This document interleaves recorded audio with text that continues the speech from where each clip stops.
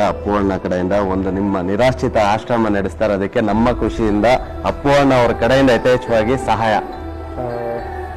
ಸ್ನೇಹಿತರೆ ನಮಸ್ಕಾರ. ನಿಜವೂ ಸಂತೋಷ ಆಗುತ್ತೆ. ಯಾಕಂತ ಹೇಳಿದ್ರೆ ಜೊತೆಲಿ ಹುಟ್ಟಿದ ಅಣ್ಣ ತಮ್ಮಂದ್ರೆ ಆಗಲ್ಲ, ಹಾಗೆ ಸಂಬಂಧಿಕರುಗಳಂತೂ ಹೇಳೋದೇ ಬೇಡ, ಯಾವ ಕಷ್ಟಕ್ಕೂ ಆಗಲ್ಲ. ಆದರೆ ನಿಜವಾಗ್ಲೂ ಹೇಳ್ತೀನಿ, ಕರ್ನಾಟಕದಲ್ಲಿರ್ತಕ್ಕಂಥ ಹೃದಯ ಸ್ನೇಹಿತರು ಅಂತ ನಾನು ಏನು ಹೇಳ್ತೀನಿ, ಇವರೆಲ್ಲ ನನಗೆ ಹೃದಯಕ್ಕೆ ಹತ್ತಿರವಾದಂಥವ್ರು ಅಂತ ಹೇಳಕ್ಕೆ ಇಷ್ಟಪಡ್ತೀನಿ.